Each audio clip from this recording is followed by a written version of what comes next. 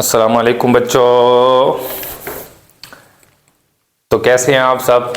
उम्मीद है सब खैर वाफियत से होंगे और अल्हम्दुलिल्लाह मैं भी फिट फाट हूँ। तो आज इंशाल्लाह हम लेक्चर नंबर 3 स्टार्ट करने जा रहे हैं 9th क्लास मैथमेटिक्स के ऊपर। इससे पहले लेक्चर के अंदर मैंने आपके साथ फ्रीक्वेंसी डिस्ट्रीब्यूशन को डिस्कस किया था और साथ ही 11.1 का क्वेश्चन नंबर 1, 2 और 3 सॉल्व किए थे। तो आज इंशाल्लाह इस लेक्चर के अंदर हम एक बहुत इंपॉर्टेंट कंसेप्ट सीखेंगे जो कि हमारे पास है हिस्टोग्राम। अब हिस्टोग्राम किसे कहते हैं? ठीक है, ये इक्वल इंटरवल पे हम किस तरह फाइंड करेंगे, इसका वर्किंग रूल क्या होगा, और जो अगर डेटा हमारे पास अनइक्वल आ गया तो उसके ज़रिए हम किस तरह उसको फाइंड करेंगे और उसको क्या प्रोसीजर होगा, क्या वर्किंग रूल होगा। और साथ साथ इस लेक्चर के अंदर मैं आपके साथ ये भी शेयर करूँगा कि हिस्टोग्राम के ज़रिए हम सेंट्रल टेंडेंसी किस तरह फाइंड करते हैं। अब सेंट्रल टेंडेंसी क्या है वह इंशाल्लाह मैं उसकी डिटेल एक्सरसाइज 11.2 में आपके साथ शेयर करूँगा। जस्ट यहाँ पर मैं आपको ये पॉइंट क्लियर कराऊंगा कि हिस्टोग्राम के ज़रिए हम कौन सी टाइप सेंट्रल टेंडेंसी की फाइंड कर सकते हैं। तो चलते हैं अपने लेक्चर की तरफ। सबसे पहले हिस्टोग्राम। अब ये हिस्टोग्राम क्या है हमारे पास? हिस्टोग्राम एक ग्राफ को कहा जाता है। ठीक है, ये हमारे पास होता है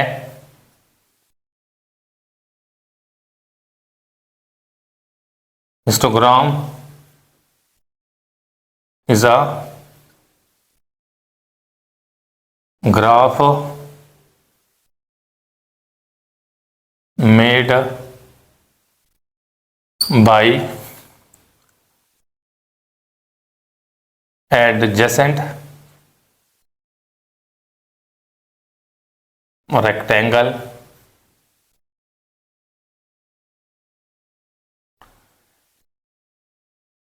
used to continuous data। ठीक है, used to continuous data। ठीक है, तो ये हमारे पास इसकी सिंपल सी डेफिनेशन हो गई कि जस्ट आप सिंपल अगर डेफिनेशन याद रखना चाहते हैं इससे भी सिंपल, तो आपने यही वर्ड्स याद रखना है कि हिस्टोग्राम क्या है। हमारे पास एक ग्राफ है एडजेसेंट रेक्टेंगल का। Histogram is a graph of adjacent rectangle. ठीक है, ये इसकी डेफिनेशन है और यही जो मैं अंडरलाइन कर रहा हूँ ये एमसीक्यूज भी आपसे पूछा जा सकता है, क्योंकि अभी फेडरल बोर्ड का जो पैटर्न है वो चेंज हो चुका है। तो आपने हर एक लाइन में से एमसीक्यूज तैयार करना होगा। ठीक है, जो जहाँ पर इंपॉर्टेंट एमसीक्यूज होगा मैं इंशाल्लाह आपके साथ साथ शेयर करता जाऊँगा।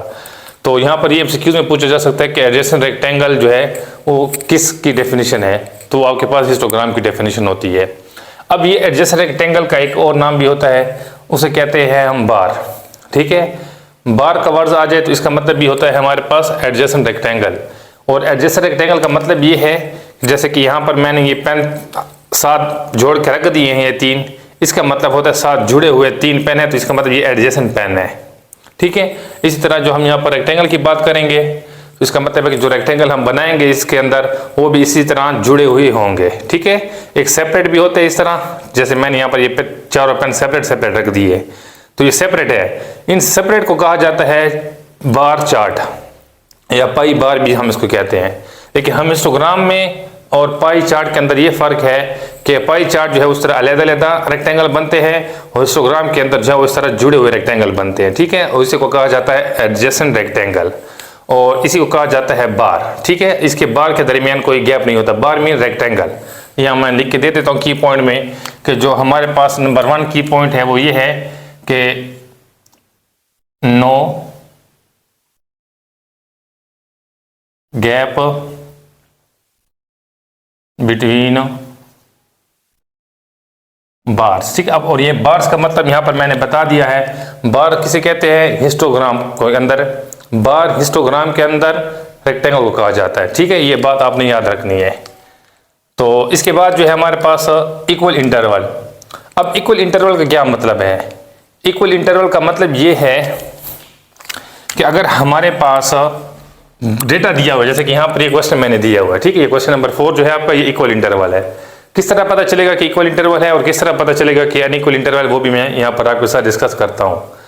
देखिए, अगर हमारे पास इनका गैप, ठीक है, जितने भी हमारे पास क्लासेस हैं या ग्रुप्स हैं, इनका क्लास इंटरवल सेम है, इनका जो डिफरेंस था, जो इसे मैंने पहले लेक्चर के अंदर आपके साथ डिस्कस किया था कि साइज किस तरह फाइंड करेंगे। अगर इनकी साइज हमारे पास या विड्थ हमारे पास सेम है तो इसका मतलब है हमारे पास इक्वल इंटरवल है। और अगर हमारे पास विड्थ डिफरेंस आ रही है ठीक है, देखने से आपको आइडिया हो जाएगा कि ये डिफरेंस है या सेम है। जैसे कि यहाँ पर देखें तो आपको 5 गैप नजर आ रहा होगा खुद ब खुद, लेकिन यहाँ पर देखें 0 से 5 और फिर 5 से 15 पर आ चुका है, और फिर 15 से 30 पर, और फिर 30 से 40 पर। तो इसका मतलब यहाँ पर गैप जो है वो डिफरेंस है। तो यहाँ पर जब गैप डिफरेंस होगा तो उसे कहते हैं अनइक्वल इंटरवल, और गैप अगर सेम होगा तो उसे हम कहेंगे इक्वल इंटरवल।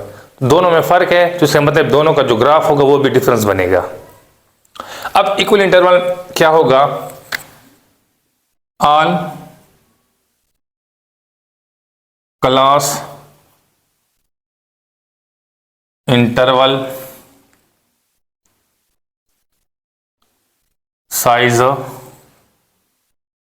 और सेम। अच्छा, साइज का एक और वर्ड मैंने बताया था, ठीक है, इसको हम विड्थ भी कहते हैं।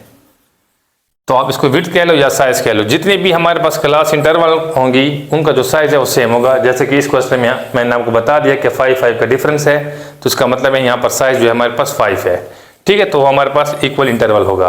अब इक्वल इंटरवल आ गया, तो इक्वल इंटरवल को हम सॉल्व किस तरह करेंगे उसका यहाँ पर मैं आपको वर्किंग रूल लिख के देता हूँ। देखिए, सबसे पहले स्टेप नंबर 1 ये होगा, अगर हमारे पास इक्वल इंटरवल है तो ये है कि हम फाइंड करेंगे, find class boundaries if upper limit and lower limit और नॉट सेम। ठीक है, ये बात याद रखनी है। क्लास बाउंड्री हम तब ही फाइंड करेंगे जब हमारे पास अपर लिमिट और लोअर लिमिट जो है वो सेम ना हो, ठीक है। जैसे कि यहाँ पर सपोज करते हैं, यहाँ पर देखा तो अपर लिमिट 24 है और यहाँ पर लोअर लिमिट 25, तो ये सेम नहीं है। इस तरह यहाँ पर अपर लिमिट 29 और यहाँ पर 30, तो ये भी सेम नहीं है। 34, 35 सेम नहीं है। जब इस तरह की कंडीशन आएगी तब हमें क्लास बाउंड्री लाजमी फाइंड करनी पड़ेगी। लेकिन अगर इस तरह कंडीशन आ जाए कि यहाँ पर जो अपर लिमिट है और यहाँ पर जो लोअर लिमिट है वो सेम है, यहाँ पर अपर लिमिट, यहाँ पर लोअर लिमिट सेम है, यहाँ पर upper limit lower limit same है, upper limit lower limit same है, तो इस तरह की कंडीशन में हमें फिर क्लास बाउंड्री फाइंड नहीं करनी पड़ती। क्योंकि क्लास बाउंड्री का मैंने बताया था आपको कि एक्चुअल इंटरवल जो होता है, एक्चुअल वैल्यू जो होती है हमारे पास क्लास की, वो लिखनी पड़ती है, गैप खत्म करना पड़ता है इसमें, ठीक है। तो यहाँ पर भी मैंने लिख के दिया कि नो गैप बिटवीन बार्स, इसमें गैप नहीं होना चाहिए, ठीक है। और यहाँ पर भी इसलिए हम ये क्लास बाउंड्री फाइंड करेंगे जब हमारे पास लोअर लिमिट और अपर लिमिट सेम ना हो।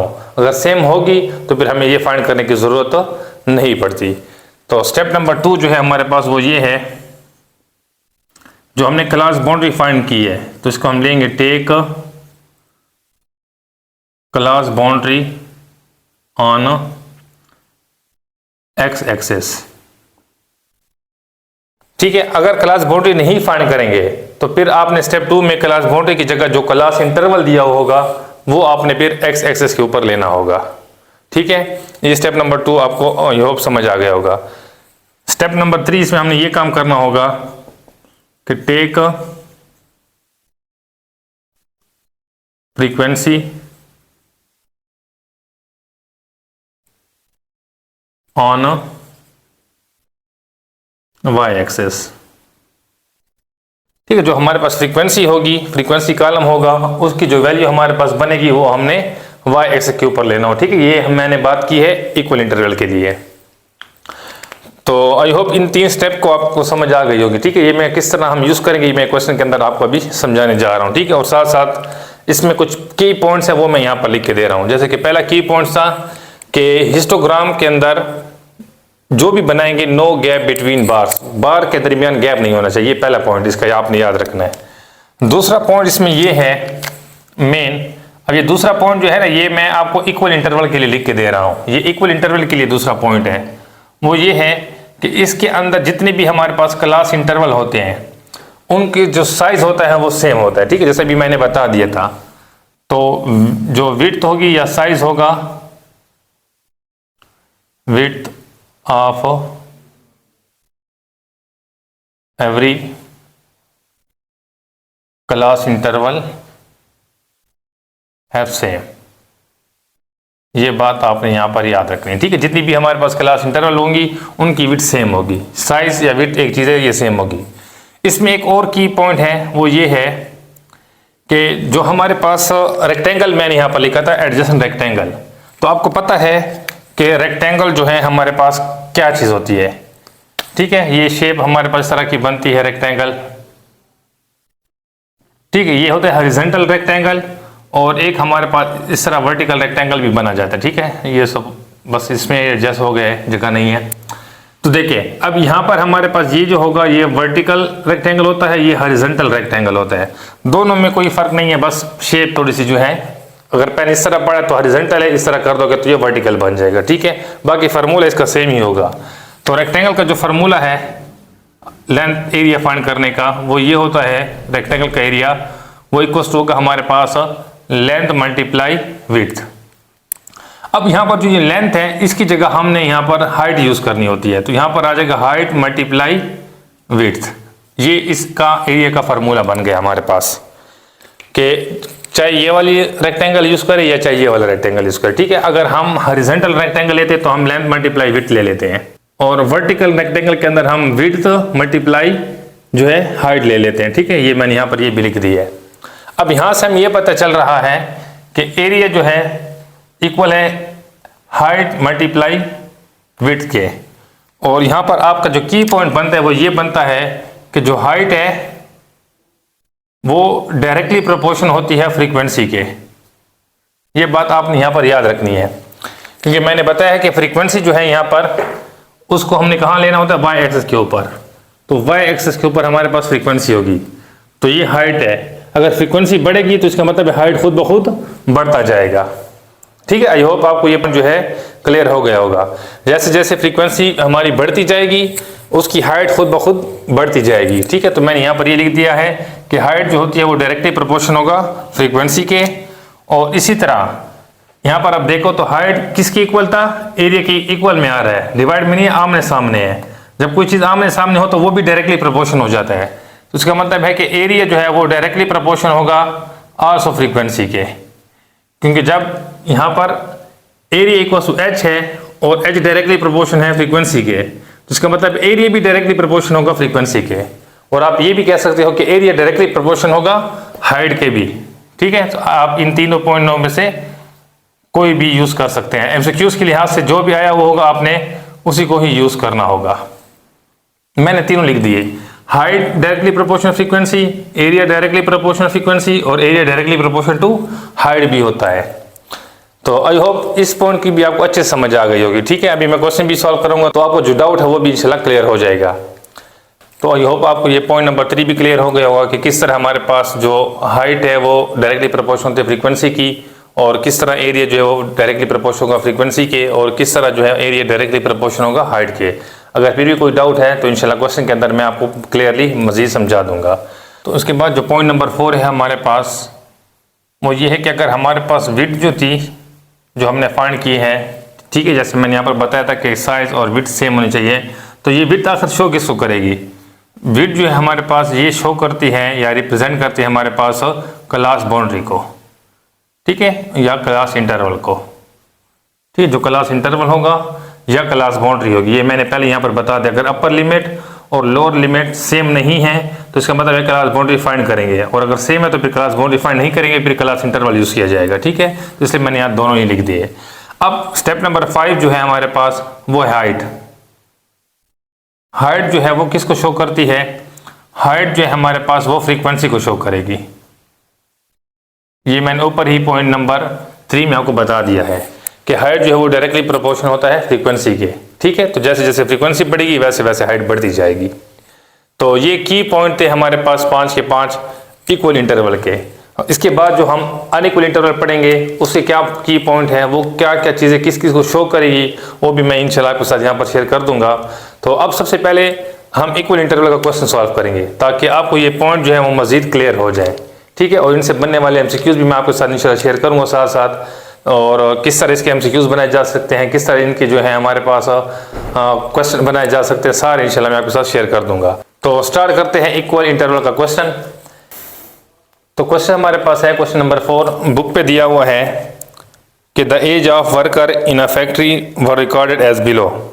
अब ज़रूरी नहीं है कि सेम टू सेम ही क्वेश्चन पेपर में आएगा, आपको जस्ट कंसेप्ट सीखना है।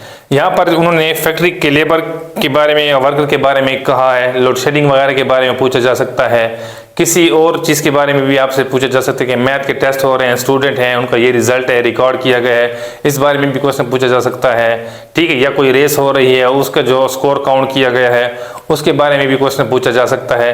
तो आपको जस्ट कंसेप्ट क्लियर होना चाहिए, क्वेश्चन कहीं से भी किस तरह का भी स्टेटमेंट में आ जाए आप उसको इजीली सॉल्व कर सकोगे, ठीक है। तो इसमें जो नीचे दिए हुए हैं हमारे पास टेबल के अंदर एज इन ईयर्स दिया हुआ है, एज ईयर्स को मैंने शॉर्ट फॉर्म में AIY लिख के दिया है, ठीक है। और फिर number of workers, number of workers, ये मैंने पहले लेक्चर में आपको बताया था कि जहां पर नंबर का वर्ड्स आएगा इसका मतलब आपने समझ जाना है कि फ्रीक्वेंसी की बात हो रही है, ठीक है।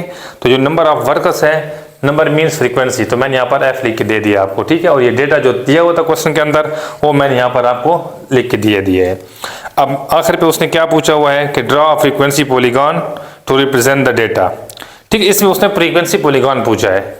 मैं इस क्वेश्चन को आपको हिस्टोग्राम पर करा के देने जा रहा हूँ, ठीक है, ताकि पहले आपको हिस्टोग्राम का तरीका क्लियर हो जाए, ठीक है। सेम होता है तरीका, हिस्टोग्राम का तरीका भी सेम होगा और सेम सवाल के अंदर आप फ्रीक्वेंसी पॉलीगॉन को भी सॉल्व कर सकते हैं।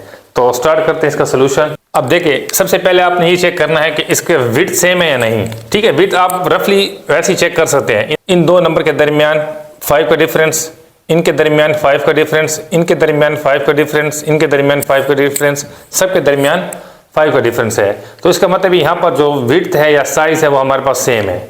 तो ये इक्वल इंटरवल का क्वेश्चन हो गया। अब नेक्स्ट जो है हमारे पास यहाँ पर क्लास बाउंड्री फाइंड करनी है या नहीं, वो चेक करने के लिए मैंने बताया अपर लिमिट और लोअर लिमिट सेम नहीं होनी चाहिए। अगर सेम नहीं है तो क्लास बाउंड्री फाइंड करेंगे। तो यहाँ पर चेक करें 24, यहाँ पर 25, इट्स मीन क्लास बाउंड्री हमने यहाँ पर फाइंड करनी है। तो क्लास बाउंड्री किस तरह फाइंड करेंगे, यहाँ पर 19.5 आएगा, 0.5 माइनस करेंगे, ठीक है। इसमें 0.5 माइनस कर देंगे 19.5 और इसमें 0.5 ऐड कर देंगे, ये हो जाएगा 24.5। अगेन इसमें भी 0.5 माइनस करेंगे तो 24.5 और ये हो जाएगा 29.5। यहाँ पर भी आ जाएगा 29.5 और ये हो जाएगा हमारे पास 34.5, ये 34.5 और ये हमारे पास आ जाएगा 39.5, ये 39.5 और ये 44.5। अब यहाँ पर अगेन यहाँ पर आ जाएगा हमारे पास 44.5 और ये हो जाएगा 49.5। जितनी भी हमारे पास लोअर लिमिट थी उनमें हमने 0.5 प्लस किया है और जितनी भी हमारे पास अपर लिमिट थी उनमें हमने 0.5 ऐड किया है, ठीक है। तो ये हमारे पास क्लास बाउंड्री भी बन गई। अब यहाँ पर देखें स्टेप नंबर 2 में मैंने लिख के दिया था कि take class boundary on X axis. तो जो आपने क्लास बाउंड्री फाइंड की है उसको आपने यहाँ पर एक्स एक्सिस के ऊपर शो करना है, ठीक है। अब उसको किस तरह लिखने का तरीका है वो देखें। यहाँ से हम स्टार्ट करेंगे और इस तरह एक एल शेप के अंदर हम उसको लिखेंगे। तो मतलब पहले 19.5, 24.5, 29.5, 34.5, 39.5, 44.5 और फिर आखिर पे 49.5 हम लिखेंगे। तो यहाँ पर जो है आपने एडजस्ट कर देनी है, ठीक है। तो मैं लिख देता हूँ, यहाँ पर है पहले 19.5,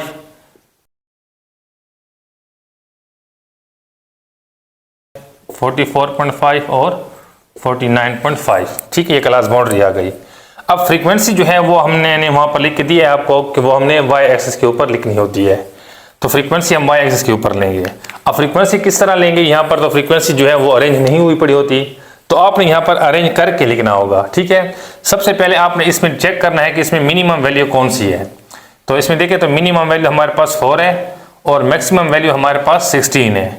तो यहाँ पर आ जाएगा 1 2 3 4 5 6 7 8 9 10 11 12 13 14 15 एंड 16। तो यहाँ पर 16, ये 15 14 13 12 11 10 9 8 7 6 5 4 3 2 और 1, ये नंबरिंग यहाँ पर आ गई हमारे पास। अब चेक करेंगे कि 19.5 से 24.5 की फ्रीक्वेंसी कितनी थी, वो हमारे पास 5 है। तो आपने क्या करना है, इस 5 के सामने यहाँ पर 19 के सामने बिल्कुल एक छोटा सा डॉट लगा देना है। अब उस डॉट को आपने 19 के ऊपर इस तरह फॉल कर देना है, ठीक है। अब फिर आपने इसको मैंने बताया यहाँ पर कि आपने एडजेसेंट रेक्टेंगल बनाने हैं, ठीक है। रेक्टेंगल आपने बनाने हैं, तो किस तरह बनेगा अब यहाँ पर देखें। ये जो मैंने 19 के ऊपर फॉल किया है, अब वो 19 से 24 तक था, तो आपने इसके ऊपर एक लाइन और इस तरह बढ़ा देनी है 24 तक, और 24 के ऊपर भी आपने इस तरह एक फॉल कर देनी है। तो ये एक आपके पास रेक्टेंगल बन गया, ठीक है। इसी को हम बार भी कहते हैं। अब नेक्स्ट देखें तो 24.5 से 29.5 तक है, ये 24.5 से 29.5 तक, और उसकी जो फ्रीक्वेंसी है वो है 16। मतलब इसको आपने यहाँ 16 तक लेकर आना है, 16 के और 24 के सामने यहाँ पर एक डॉट लगा देंगे, और इस डॉट को आपने इस तरह यहाँ पर ज्वाइन कर देना है। और उसके बाद आपने इस लाइन को फिर थोड़ा सा आगे इंक्रीज कर देना है, और 29 के ऊपर फिर आपने फॉल कर देनी है, ठीक है। अब देखिए जुड़े हुए रेक्टेंगल आपको नजर आ रहे हैं, और मैंने आपको ये बात यहाँ पर बता दी थी कि हाइट जो है वो डायरेक्टली प्रोपोर्शनल होगा फ्रीक्वेंसी के। अब फ्रीक्वेंसी बड़ी है तो ही हाइट बढ़ेगा। यहाँ पर देख लें, जैसे फ्रीक्वेंसी 5 से 16 पर गई है तो हाइट खुद ब खुद बढ़ गई है, ठीक है। तो आपको उम्मीद है ये पॉइंट क्लियर हो गया होगा। अच्छा, नेक्स्ट 29.5 से 34.5, तो उसकी फ्रीक्वेंसी 12 है। अब इसी के जो लाइन थी हमारे पास, ये वर्टिकल है, इसी से आगे आपने चलना है, सेपरेट नहीं करना। ये 12 के सामने यहाँ पर पॉइंट लगा लेंगे इसी लाइन के ऊपर, और उस पॉइंट को फिर आपने आगे इंक्रीज कर देना है इस सरल लाइन के जरिए, और नीचे जो नंबर है 34 उसके ऊपर आपने इस तरह फॉल कर देना है, ठीक है। 34 तक हमारी ये कहानी आ गई। उसके बाद नेक्स्ट 34 से 39, 34 से 39 फ्रीक्वेंसी है 10, तो 10 लास्ट लाइन जो थी हमारे पास वर्टिकल, उसके सामने फिर पॉइंट लगाकर आगे आपने इस तरह लाइन को इंक्रीज करके नेक्स्ट नंबर के ऊपर आपने फॉल कर देनी है। उसके बाद जो है हमारे पास 39 से 44.5, उसकी फ्रीक्वेंसी 8 है, तो आपने 8 के सामने यहाँ पर इस लाइन के ऊपर डॉट लगा देना है, और फिर आपने आगे थोड़ा इंक्रीज करके नीचे वाले नंबर के ऊपर फॉल कर देना है। आखिरी रह गया तो उसकी फ्रीक्वेंसी 4 है, तो यहाँ से 4 जस्ट 5 से थोड़ा सा नीचे, और यहाँ पर हमारे पास ये हिस्टोग्राम बन गया, ठीक है। तो ये आपको आ गया हिस्टोग्राम। फ्रीक्वेंसी पॉलीगॉन भी आप इसी के ऊपर बना सकते हैं, ठीक है। क्वेश्चन फ्रीक्वेंसी पॉलीगॉन का था, लेकिन मैंने आपको जस्ट हिस्टोग्राम समझाया है इक्वल इंटरवल के लिए, तो आप इसको इजीली समझ गए होंगे, ठीक है। अदरवाइज क्वेश्चन किसी तरह भी आ जाए, मैंने पहले ही बता दिया है आपको, जस्ट सिर्फ कंसेप्ट क्लियर हो, तरीका आना चाहिए कि हमने किस तरह उसको सॉल्व करना है, ठीक है। और जो उसके की पॉइंट थे हमसे क्यूज वाले, वो भी मैंने साथ आपको लिख दिए हैं। एक बात और याद रखनी है, मैंने आपको बताया था शुरू में कि सेंट्रल टेंडेंसी की कौन सी टाइप्स जो है हम हिस्टोग्राम के जरिए फाइंड कर सकते हैं, वो है हमारे पास मोड, ठीक है। वो भी यहाँ पर मैं आपको लिख देता हूँ कि जो सेंट्रल टेंडेंसी की हमारे पास टाइप्स है वो है मोड। मोड को हम हिस्टोग्राम के जरिए फाइंड कर सकते हैं, ठीक है, फाइंड बाय हिस्टोग्राम। अब वो किस तरह फाइंड किया जा सकता है मोड, और मोड होता क्या है वो इंशाल्लाह जब मैं 11.2 समझाऊंगा तो उसके अंदर आपके साथ शेयर कर दूंगा। अब जस्ट यहाँ पर मैं आपको तरीका सिखाता हूँ कि मोड किस तरह फाइंड करेंगे। अगर ये सवाल आ गया और आपसे पूछे कि मॉडल वैल्यू या मोड फाइंड करके दो, तो किस तरह फाइंड करेंगे। इसमें सबसे पहले देखें जो सबसे हाईएस्ट बिल्डिंग है, ठीक है, सबसे हाईएस्ट बिल्डिंग कौन सी बनी हुई है रेक्टेंगल की, ये वाली। इसके आपने क्रॉस लगाने हैं, इस वर्टेक्स को आपने इस वर्टेक्स से मिला देना है, और इस वर्टेक्स को आपने इस वर्टेक्स से मिला देना है, ठीक। इस तरह बिल्कुल एक स्ट्रेट लाइन के साथ इधर भी आप मिला देंगे, और आपने एक लाइन इधर भी इस तरह मिला देनी, ठीक है। और ये यहाँ से फिर आपने ये जो क्रॉस हुआ है, ठीक है, मेरी लाइन थोड़ी सी टेढ़ी टेढ़ी बन गई है, आपने स्केल के साथ बनाना है। तो इस जो मिड पॉइंट होगा ना, इस दोनों लाइनों का इंटरसेक्शन पॉइंट ये वाला, इसको बिल्कुल आपने यहाँ से एक लाइन और नीचे लेकर फॉल करनी है एक्स एक्सिस के ऊपर, यहाँ पर। अब यहाँ पर जो एक्स एक्सिस के ऊपर जो भी नंबर होगा वो आपका मोड होगा, ठीक है, वो आपकी मॉडल क्लास होगी या मोड होगा। इस तरह क्वेश्चन ये पूछा गया है, ठीक है, एक साल पेपर में ये आया हुआ है लॉन्ग क्वेश्चन के अंदर कि हमारे पास हिस्टोग्राम भी बना कर दो और हिस्टोग्राम के जरिए आप मॉडल क्लास भी उसको फाइंड करके दो। तो किस तरह फाइंड किया जाता है वो मैंने आपको बता दिया है कि जो हाईएस्ट बिल्डिंग होती है उसके एक वर्टेक्स को क्रॉस में जो नीचे जो भी रेक्टेंगल साथ दिया हो उसके साथ मिला लोगे, दूसरे वर्टेक्स को क्रॉस में सामने वाले रेक्टेंगल्स के वर्टेक्स साथ मिला दोगे। जो दो लाइनें इंटरसेक्ट होगी उस पॉइंट के ऊपर आपने एक लाइन नीचे एक्स एक्सिस के ऊपर ड्रा कर देनी है, और जिस पॉइंट पे वो ड्रा होगा वही आपका क्या होगा, मोड होगा। अब ये सपोज करते हैं 24 और 29 के दरमियान में है, तो हमारे पास ये 27, 27.5 इस तरह बन जाएगा, ठीक है। मैंने जैसा आपको सीधा तरीका सिखाना था। तो आई होप आपको मोड निकालने का तरीका भी समझ आ गया होगा। और किस तरह हम इक्वल इंटरवल के जरिए हिस्टोग्राम फाइंड करते हैं वो भी आपको समझ आ गया होगा। तो अब चलते हैं हम अपने नेक्स्ट टॉपिक की तरफ, जो हमारे पास है अनइक्वल इंटरवल ऑफ हिस्टोग्राम, कि अनइक्वल इंटरवल के जरिए हम हिस्टोग्राम किस तरह बनाएंगे। तो अनइक्वल इंटरवल हम किसे कहेंगे, इसकी क्या डेफिनेशन होगी हमारे पास। तो इसकी सिंपल से मैं डेफिनेशन लिख के दे देता हूं कि जो हमारे पास क्लास इंटरवल होगा, क्लास इंटरवल साइज, ठीक है, या विड्थ और डिफरेंस, ठीक है, ये हमारे पास डिफरेंस होगी। तो इक्वल इंटरवल में हमारे पास और अनइक्वल इंटरवल में क्या डिफरेंस है वो मैंने आपके सामने लिख दिया। वहां पर जो साइज और विड्थ होगी वो सेम होगी हर क्लास की, और यहाँ पर जो है डिफरेंस होगी। अब यहाँ पर जरूरी नहीं कि हर क्लास की ही डिफरेंस हो, ठीक है, मैंने just simple class interval size लिख के दिया है। वहाँ पर ऑल क्लास इंटरवल साइज लिखा था और यहाँ पर सिंपल क्लास इंटरवल साइज लिख के दिया है। इस तरह भी हो सकता है कि पहले का 5, दूसरे का 5, तीसरे का 5, फिर 10-10 का गैप आ जाए, जरूरी नहीं है, ठीक है, 5-5, 10, 15, 20 इस तरह गैप हो सकता है, लेकिन डिफरेंस होना चाहिए। कहीं पर भी डिफरेंस आ गया तो इसका मतलब वो अनइक्वल इंटरवल होगा। पहले 5 का सेम होगा, फिर आखिर 2 का डिफरेंस आ जाएगा, वो भी आपको अनइक्वल इंटरवल में कंसीडर किया जाएगा, ठीक है। सबका सेम होगा तो आपका इक्वल इंटरवल, अदरवाइज वो अनइक्वल इंटरवल हो जाएगा। अब वर्किंग रूल क्या होगा इसका, देखिए सबसे पहला स्टेप नंबर 1 ये होगा कि हमने उसी तरह फाइंड करना होगा class boundary, find class boundary, जिस तरह मैंने इक्वल इंटरवल में लिख के दी है। इसके लिए भी सेम शर्त है कि अगर हमारे पास upper limit lower limit same है तो फिर क्लास बाउंड्री फाइंड नहीं करेंगे, upper limit lower limit difference है तो फिर आपने क्लास बाउंड्री फाइंड करनी है। स्टेप नंबर 2 इसमें ये होगा कि हमने फाइंड करना होगा साइज, ठीक है, या विड्थ। क्लास बाउंड्री के बाद हमने ये चीज फाइंड करनी है। फिर स्टेप नंबर 3 फाइंड करेंगे हम फ्रीक्वेंसी डेंसिटी, ठीक है। अब यहां पर एक नया वर्ड आ चुका है, फ्रीक्वेंसी डेंसिटी। फ्रीक्वेंसी डेंसिटी क्या होती है, फ्रीक्वेंसी डेंसिटी यहां पर ये है जो मैंने यहां पर लिख के दिया है, ठीक है, एरिया, इसी से हम फ्रीक्वेंसी डेंसिटी को फाइंड कर सकते हैं, ठीक है। फ्रीक्वेंसी डेंसिटी यहाँ पर मैं की पॉइंट में लिख के दे देता हूँ। यहाँ पर ये जो की पॉइंट होंगे ये आप अनइक्वल इंटरवल के लिए होंगे।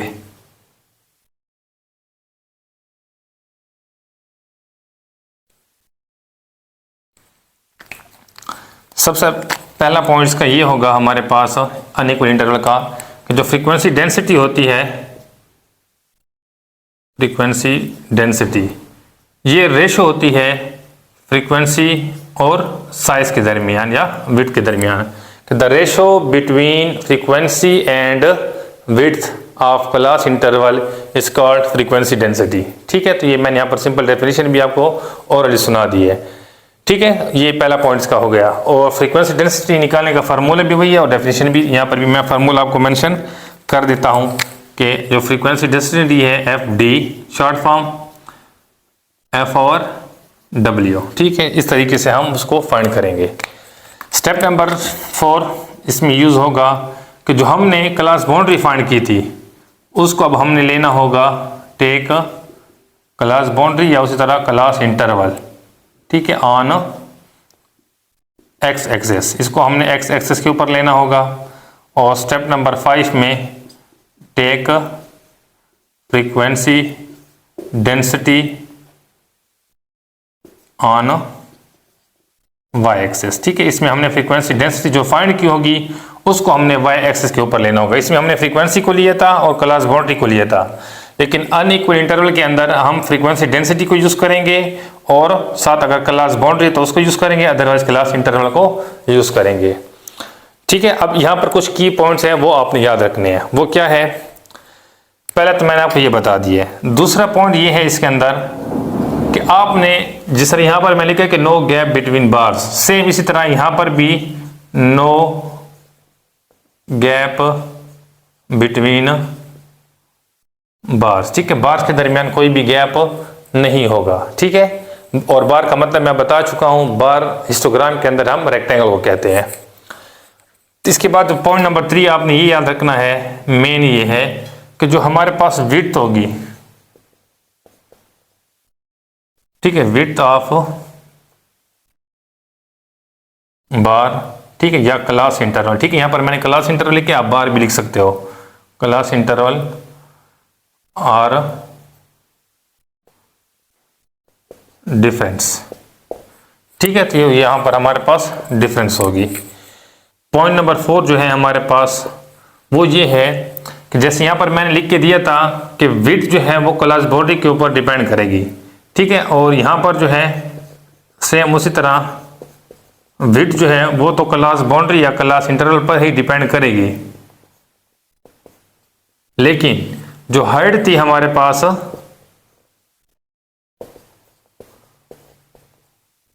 वो यहां पर फ्रीक्वेंसी पे डिपेंड कर रही थी, तो इसके अंदर जो है हमारे पास फ्रीक्वेंसी डेंसिटी पे डिपेंड करेगी, ठीक है। और एक और बात, इसके अंदर मैंने ये तीनों लिख के दिए थे कि H डायरेक्टली प्रोपोर्शन होगा F के, मतलब हाइट डायरेक्टली प्रोपोर्शन F के, एरिया डायरेक्टली प्रोपोर्शन F के और एरिया डायरेक्टली प्रोपोर्शन H के।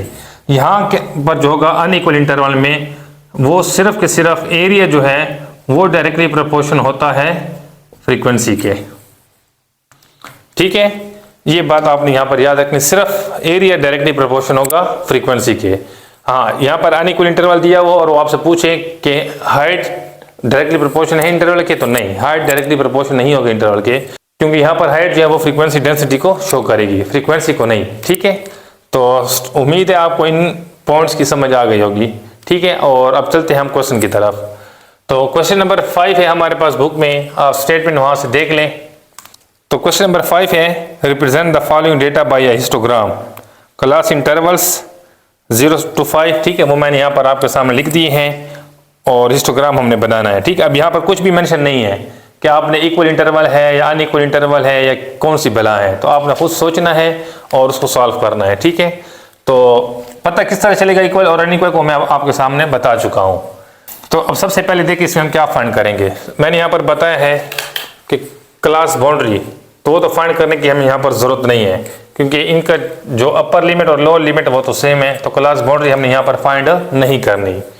उसके बाद है फाइंड साइज या विड्थ, तो विड्थ फाइंड कर लेते हैं। अब विड्थ किस तरह फाइंड करेंगे, यहाँ पर मैं W लिख देता हूँ, और विड्थ निकालने का तरीका क्या होगा उसको ज़रा अच्छे से आपने सीखना है। यहाँ पर इन दोनों को माइनस करो, तो 5 - 0 यहाँ पर आ जाएगा 5, 15 - 5 यहाँ पर आ जाएगा 10, 30 - 15 तो यहाँ पर आ जाएगा हमारे पास 15, 40 - 30 तो यहाँ पर आ जाएगा 10। ये तो रह गया, इसके नीचे तो नंबर ही नहीं है, तो फिर आपने जो आखिरी नंबर होगा आपने इन दोनों को माइनस करना है। 45 - 40 तो यहाँ पर आ जाएगा 5। दोबारा इसको अच्छे से देख लें, 5 - 0 सामने लिख देंगे 5, 15 - 5 10, 30 - 15 15, 40 - 30 10। ये जो बचा हुआ होगा उसको आपने यहाँ से माइनस करना है। 45 - 40 तो यहाँ पर आ जाएगा आपके पास 5, ठीक है। तो ये आपके पास विड्थ आ गई, और विड्थ आप देख सकते हैं डिफरेंस है, ठीक है, 5 10 15 फिर 10 और फिर 5, तो ये डिफरेंस है। तो इसका मतलब है नेक्स्ट स्टेप मैंने यहाँ पर लिख के दिए है आपको कि अगर फाइंड साइज हो जाए तो फिर फ्रीक्वेंसी डेंसिटी फाइंड करेंगे, और किस तरह फाइंड करेंगे, F/W, ठीक है। तो यहाँ पर जो है हमारे पास FD आ जाएगा, और FD का फार्मूला था हमारे पास F/W, ठीक है। तो हमने 5 को 5 से डिवाइड करना है, तो इसका आंसर आ जाएगा हमारे पास 1। 12 / 10 करेंगे तो ये हमारे पास आ जाएगा 1.2, और 16 / 15 ये 16 / 15, तो इसका आंसर हमारे पास आ जाएगा 1.06, और 10 / 10 अगेन 1 आ जाएगा, 2 / 5 तो 2 / 5 इसका आंसर हमारे पास 0.4 आ गया, ठीक है। तो ये आपके पास फ्रीक्वेंसी डेंसिटी भी फाइंड हो गई। अब नेक्स्ट स्टेप चेक करें, मैंने क्या यहाँ पर लिख के दिया है कि टेक क्लास बाउंड्री या class interval on x axis और frequency density on y axis. तो यहाँ पर हम लिखते हैं, तो यहाँ पर हमने क्लास इंटरवल लिखना है। अब क्लास इंटरवल हमारा है 0 से 5, ठीक है। ये यहाँ पर हमारे पास आ जाएगा 0 और यहाँ पर ये 5। अब देखें इसके बाद नंबर किस तरह से लिखने हैं वो आपने यहाँ पर अब ज़रा समझने हैं। 5 के बाद आपने डायरेक्ट 15 नहीं लिख देना, पहले दो नंबर के दरमियान कितने का गैप है, 5 का। तो 5 के बाद आगे कौन सा नंबर आना चाहिए, 10। 10 के बाद 15, फिर 15 के बाद 20 और 20 के बाद 25, 25 के बाद 30, 30 के बाद 35 और 35 के बाद 40, 40 के बाद 45, ठीक है। तो आपका 45 तक है, 0 से 45 तक। तो ये 0 से 45 तक सेम गैप दिया है। क्यों दिया है मैंने यहाँ पर बताया कि no gap between bars, bars के दरमियान गैप नहीं होना चाहिए, ठीक है, या क्लास इंटरवल के दरमियान गैप नहीं होना चाहिए, ठीक है। यहाँ पर ये बात आपने याद रखनी थी। तो जो पहले दो नंबर के दरमियान गैप होगा, ठीक है, जो पहला गैप होगा वही गैप आपने कंटिन्यूअसली सब के अंदर दे देना होगा, ठीक है। ये इसका जो बुक के अंदर तरीका है वो इस तरह है। इसका दूसरा मेथड भी है, वो भी इंशाल्लाह मैं आपके साथ फिर शेयर कर दूंगा कि अगर ये आंसर गैप ना दे तो फिर किस तरह बनाएंगे, वो भी मैं आपके साथ शेयर कर दूंगा। तो ये हो गई बात। अब उसके बाद यहाँ पर फ्रीक्वेंसी डेंसिटी लिखनी है। अब फ्रीक्वेंसी डेंसिटी के लिए सेम उस तरह रीअरेंज करेंगे। सबसे पहले छोटी वैल्यू 0.4 है, ठीक है, तो और मैक्सिमम वैल्यू 0.2 है। तो आप यहाँ पर सपोज कर लेते हैं ये हमारे पास 0.4 हो जाएगा। 0.4 के बाद जो हमारे पास ये हो जाएगा 1 और 1 के बाद जो है 1.06, तो ये 1.06 आ जाएगा और फिर 1.2, तो यहाँ पर 1.2 आ गया, ठीक है। 1 दो दफ़ा रिपीट हो रहा है तो आपने एक दफ़ा ही यहाँ पर लिखना है, ठीक है। तो आई होप आपको इसकी समझ आ गई होगी किस तरह हमने यहाँ पर डेटा को रिप्रेजेंट किया है। तो अब यहाँ पर देखिए 0 से 5 हमारे पास 1 है, 0 से 5 1 है, तो ये 1 से आपने एक लाइन लगानी है इस तरह इंक्रीज करके और इस तरह 5 के ऊपर आपने लेकर आ जाना है, ठीक है। अब उसके बाद नेक्स्ट देखें तो हमारे पास है 5 से 15, 5 से 15 और उसकी वैल्यू है 1.2। तो आपने 1.2 तक इस लाइन को ऊपर लेकर आ जाना है और फिर 15 तक इंक्रीज करना है। तो ये आपने इस तरह इंक्रीज करना है 15 के सामने और फॉल कर देना है 15 पे। तो देख रहे हैं आप वेट इनकी सेम नहीं आ रही, डिफरेंस आ रही है, ठीक है। और उसके बाद नेक्स्ट देखें तो 15 से 30 तक है और 1.06, तो ये 1.06 यहाँ से आपने स्टार्ट करना है, 1.06 के सामने पॉइंट और फिर इंक्रीज करके अब 30 तक आपने लेकर जाना है। तो ये 30 तक आकर आप नीचे फॉल कर देना है। उसके बाद नेक्स्ट है हमारे पास 30 to 40 और वो 1 है, 30 से 40 1, तो ये 1 ये रहा बिल्कुल 1 के सामने, यहाँ से दोबारा स्ट्रेट लाइन लगा लें और 40 के ऊपर जो है आपने इस तरह फॉल कर देना है। उसके बाद है हमारे पास 0.4, तो ये 0.4 के सामने पॉइंट लेकर 45 पर आपने इस तरह फॉल कर देना है। तो ये आपका बन गया हमारे पास हिस्टोग्राम। ये था हमारे पास अनइक्वल इंटरवल के लिए कि हम अनइक्वल इंटरवल में हिस्टोग्राम किस तरह बनाएंगे। तो आई होप आपको इसकी भी अच्छी से समझ आ गई होगी। अब इसी क्वेश्चन के ऊपर भी अगर आपसे कहा जाए कि मॉड फाइंड करके दो या मॉडल वैल्यू फाइंड करके दो तो किस तरह फाइंड करेंगे, सेम प्रोसेस होगा। यहाँ पर आपने इस वर्टेक्स को सामने वाले के साथ मिला देना है और इस वर्टेक्स को सामने वाले के साथ मिला देना है। मैंने कहा था जो सबसे हाईएस्ट होगी हाइट तो उसके वर्टेक्स जो है आपने आमने सामने क्रॉस में इस तरह मिला देने होंगे, ठीक है। और यहाँ पर जो इंटरसेक्शन पॉइंट बनेगा उसको आपने डॉटेड लाइन के ज़रिए या स्ट्रेट लाइन बेशक आप लगा सकते हैं जो हमारे पास एक्स के ऊपर फॉल करेगी। एक्स के ऊपर फॉल करने के बाद चेक करेंगे एक्स पे कौन सा नंबर बनेगा। जैसे यहाँ पर देखिए तो हमारा 10 बन रहा है, तो इसका जो मॉड बनेगा हमारा वो 10 बनेगा, ठीक है। तो आई होप आपको इसकी अच्छी से समझ आ गई होगी कि हम इक्वल इंटरवल में और अनइक्वल इंटरवल में हिस्टोग्राम किस तरह फाइंड करेंगे और मॉडल वैल्यू भी किस तरह फाइंड करेंगे वो भी मैंने आपके साथ शेयर कर दिया है। और साथ साथ जो उनके की पॉइंट थे जो एमसीक्यूज में आपसे पूछे जा सकते हैं वो भी मैंने आपके साथ शेयर कर दिए हैं। फिर भी किसी पॉइंट में अगर मसला हो, ठीक है, तो आप कमेंट सेक्शन में मुझसे पूछ सकते हैं। इंशाल्लाह नेक्स्ट लेक्चर के अंदर मैं मज़ीद एक्सप्लेन करने की कोशिश करूँगा। और अगर कोई स्टूडेंट मुझे ऑनलाइन ज्वाइन करना चाहता है, हमारी ऑनलाइन क्लासेस जो होती हैं उनमें अगर आप हमें ज्वाइन करना चाहते हैं तो मैंने डिस्क्रिप्शन के अंदर अपना व्हाट्सएप नंबर दिया हुआ है, वहाँ पर आप मुझसे रब्ता कर सकते हैं और आप हमें ज्वाइन कर सकते हैं। और इंशाल्लाह मैं यहाँ पर एमसीक्यूज़ की भी अच्छी से तैयारी करा के दूंगा कि हम किस तरह कहाँ से एमसीक्यूज़ बनाए जा सकते हैं और एक्स्ट्रा क्वेश्चन जो होते हैं जो पास पेपर में क्वेश्चन आए हुए वो भी इंशाल्लाह मैं रिपीट कराऊंगा। और नेक्स्ट लेक्चर के अंदर जो है मैं ये एक्सरसाइज इंशाल्लाह वाइंड अप करा दूंगा। फ्रीक्वेंसी पॉलीगॉन भी उसके पे ऊपर बात करूंगा और साथ जो 2 क्वेश्चन हमारे पास हिस्टोग्राम के हवाले से रह गए हैं वो भी मैं आपके साथ शेयर कर दूंगा। तो अब मैं इजाज़त चाहता हूँ, अपनी दुआ में याद रखें। ओके, अल्लाह हाफ़िज़।